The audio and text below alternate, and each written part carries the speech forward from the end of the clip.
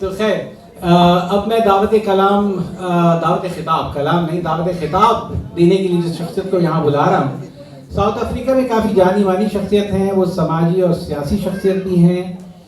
ان کا ایک ماضی ہے جو کہ کافی فلاحی اور سماجی کاموں سے جڑا ہوا ہے، اور ان کا حال یہ ہے کہ وہ ساؤتھ افریقہ میں تعلیمی اداروں کو ریسورسز فراہم کر رہے ہیں.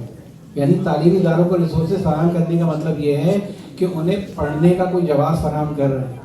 تو میں دعوت خطاب دوں گا ہماری کمیٹی کے اردو ادب ساؤتھ افریقہ کے بہت ہی فعال رکن کو، عبدالرشید بابو. تالیوں سے ان کا استقبال کیجیے. اردو ادب ساؤتھ افریقہ کی کوششوں سے، اور خاص طور پہ سفیر صدیقی صاحب اور ہمارے بہت اردو کے دوست یہاں پر موجود ہیں، بزم ادب ان کے حوالہ بھی میں دوں گا. اور اس کے ساتھ ساتھ اردو ادب ساؤتھ افریقہ کی کوششوں سے مقامی کمیونٹی میں اردو زبان کے لیے دلچسپی بڑھ رہی ہے. زبانیں لغت میں نہیں بلکہ لوگوں کے رویے، جذبے اور عمل میں سانس لیتی ہیں.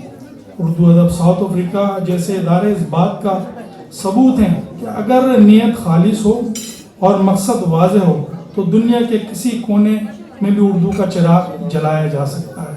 میری یہاں پر موجود تمام دوستوں سے ایک احباب سے یہ درخواست ہے کہ ہم سب پہ لازمی ہیں کہ ہم اس ادارے کے سرگرمیوں میں بھرپور حصہ لیں، اس کی کاوشوں کو سراہیں اور اردو زبان و ادب کے فروغ میں اپنا کردار ادا کریں.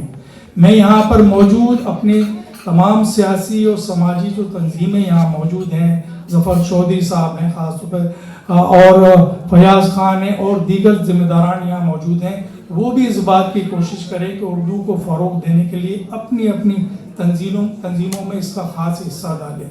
یہ بہت ضروری ہے تاکہ ہم جڑے رہیں، اپنی نسلوں کو ہم کچھ دے کے جائیں جس طرح ہمارے بڑوں نے کیا تھا. میں اپنی تقریر کا اختتام ایک بار پھر آپ لوگوں کا شکریہ ادا کرنے کے ساتھ ساتھ ایک شعر کے ساتھ کرتا ہوں. خدا کرے اردو یوں ہی پھلے پھولے، خدا کرے اردو یوں ہی پھلے پھولے، ہر دل میں اس کا چراغ جلتا ہے. بہت شکریہ.